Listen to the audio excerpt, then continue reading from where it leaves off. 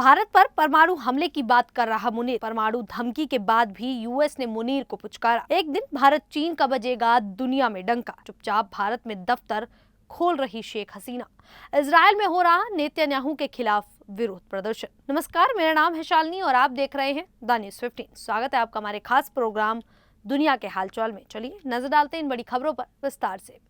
पाकिस्तान के army chief Asim Munir ने America के फ्लोरिडा में भारत के खिलाफ परमाणु हमले की धमकी दी, जो सुर्खियों में है। सवाल यह है कि जब सब शांत है तो मुनीर ऐसी बातें क्यों कर रहे हैं, वो भी अमेरिका से। पाकिस्तान के पास 160 और भारत के पास 180 परमाणु हथियार हैं। मुनीर का ये गैर जिम्मेदाराना बयान पाकिस्तान के परमाणु इतिहास से जुड़ा है। पहले भी पाकिस्तानी वैज्ञानिक AQ खान ने लीबिया, ईरान और उत्तर कोरिया को परमाणु तकनीक दी थी। पाकिस्तान अक्सर परमाणु धमकी देता है, लेकिन दुनिया के सामने जिम्मेदार देश बनने का दिखावा करता है। मुनीर की धमकी दिखाती है कि दक्षिण एशिया में अस्थिरता का कारण पाकिस्तानी सेना है, जिसके पास परमाणु हथियारों का नियंत्रण है, न कि कोई चुनी हुई सरकार। पहले भी मुनीर ने कहा था कि हिंदू मुसलमान साथ नहीं रह सकते, और इसके बाद पहलगांव में आतंकी हमला हुआ, जिसमें धर्म पूछकर लोगों को मारा गया। ये संकेत है कि भविष्य में और हमले हो सकते हैं, जिनकी आड़ में पाकिस्तान अपनी परमाणु ताकत दिखाएगा। यह खतरा बड़ा है क्योंकि ये हथियार आतंकियों के हाथ लग सकते हैं। अमेरिका का पाकिस्तानी सेना को समर्थन इस आक्रामक रवैये को बढ़ावा देता है। ये भी साफ है कि पाकिस्तान में लोकतंत्र नहीं, सेना का राज है। मुनीर को अमेरिका में गर्मजोशी मिलने से वहां तख्तापलट की आशंका बढ़ गई है, जहां मुनीर खुद राष्ट्रपति बन सकते हैं। लेकिन वहीं दूसरी तरफ अमेरिका को लेकर एक सवाल ये खड़ा हो जाता है कि आसिम मुनीर के अमेरिका के टाम्पा कन्वेंशन सेंटर में भारत के खिलाफ परमाणु हमले की धमकी देने के बाद भी आखिरकार अमेरिकी राष्ट्रपति डोनाल्ड ट्रंप चुप क्यों हैं? जबकि हाल ही में भारत पाकिस्तान के बीच सीजफायर को लेकर ट्रंप ने कहा था कि दोनों देश में परमाणु वॉर छिड़ सकती है, जिसे रोकना जरूरी है।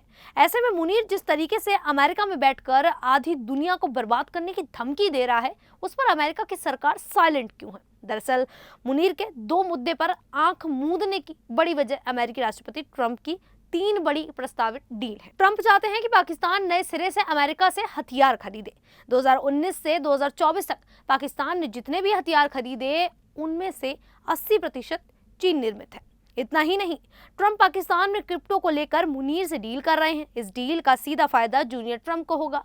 Junior Trump world liberty foundation के प्रमुख हैं। इस ऑर्गेनाइजेशन ने हाल ही में पाकिस्तान क्रिप्टो काउंसिल के साथ एक समझौता किया है।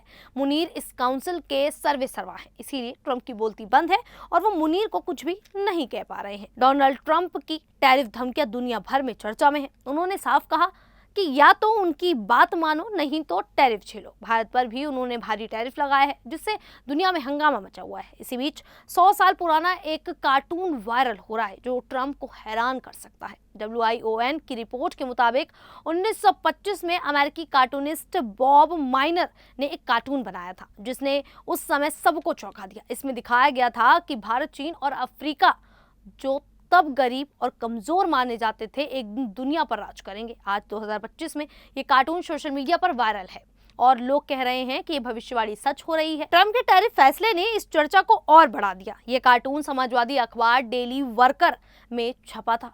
इसमें भारत, चीन और अफ्रीका को विशाल आकृतियों के रूप में दिखाया गया, जो अमेरिका, फ्रांस और ब्रिटेन के साम्राज्यवाद को छोटा और कमजोर दिखा रहे थे। पश्चिमी देशों को कोड़े लिए हुए दिखाया गया, जो उनके धन और सैन्य ताकत का प्रतीक था। लेकिन कार्टून का संदेश था कि इन देशों की ताकत उनकी जनसंख्या और संस्कृति में है, जो एक दिन दुनिया बदल देगी। 2024 में स्क्रैप्स फ्रॉम द लॉफ्ट ने इसे दोबारा शेयर किया और 9 अगस्त 2025 को यूजर शुभम ने लिखा कि ये कार्टून की भविष्यवाणी थी। भारत, चीन और अफ्रीका अब वैश्विक बदलाव ला रहे हैं। वहीं बांग्लादेश की राजनीति में इन दिनों हंगामा मचा हुआ है। पूर्व प्रधानमंत्री शेख हसीना की पार्टी आवामी लीग पर भारत के कोलकाता में पार्टी ऑफिस खोलने का आरोप लगा है। आवामी लीग ने इन खबरों को पूरी तरह खारिज कर दिया और इसे मोहम्मद यूनुस की अंतरिम सरकार का दुष्प्रचार बताया। 11 अगस्त 2025 को सोशल मीडिया प्लेटफॉर्म X पर बयान जारी कर पार्टी ने कहा कि ये खबरें अफवाह हैं और इनकी कोई पुष्टि नहीं हुई। पार्टी ने यूनुस सरकार पर गंभीर आरोप लगाए उसने कहा कि ये अवैध सरकार देश भर में आवामी लीग के दफ्तरों पर हमले कर रही है, उन्हें लूट रही है और साथ ही झूठ फैला रही है कि पार्टी ने कोलकाता में ऑफिस खोला है। आवामी लीग ने साफ किया कि कोलकाता में ऑफिस खोलना असंभव है, क्योंकि उनकी राजनीति सिर्फ बांग्लादेश और उसके लोगों के लिए है। पार्टी ने यह भी कहा कि अंतरिम सरकार ने उनके सारे अधिकार छीन लिए और देश को लॉकडाउन जैसी स्थिति में डाल दिया है। आवामी लीग के नेताओं कार्यकर्ताओं को सामान्य राजनीतिक गतिविधियों की इजाजत नहीं दी जा रही। पार्टी का दावा है कि वह जनता के समर्थन से देश को इस स्थिति से मुक्त कराएगी और अपने दफ्तर वापस लेगी। 8 अगस्त 2025 को आवामी लीग ने यूनिट सरकार की सत्ता हथियाने की पहली सालगिरह पर तीखी आलोचना की थी। इसे संविधान का उल्लंघन और लोकतंत्र की असफलता बताया। पार्टी ने जनता से लोकतंत्र की रक्षा के लिए सतर्क रहने की अपील भी की। इजराइल के प्रधानमंत्री बेंजामिन नेतन्याहू के कार्यालय ने शुक्रवार को बताया कि सुरक्षा मंत्रिमंडल ने गाजा शहर पर कब्जे की योजना को मंजूरी दे दी है। इस फैसले की दुनिया भर में निंदा हो रही है और अब इजराइल में भी इसका विरोध शुरू हो गया है। शनिवार शाम को तेल अवीव और अन्य शहरों में हजारों लोग सड़कों पर उतरे। उन्होंने गाजा पर कब्जे से पहले बंधकों की रिहाई और युद्ध विराम की मांग की। बंधकों के परिवारों ने इस योजना के खिलाफ हड़ताल का ऐलान किया और चेतावनी दी कि यह उनके अपनों के लिए खतरनाक हो सकता है। संयुक्त राष्ट्र ने कहा कि गाजा पर पूर्ण कब्जे से वहां के नागरिकों और इजरायली बंधकों के लिए भयानक परिणाम होंगे।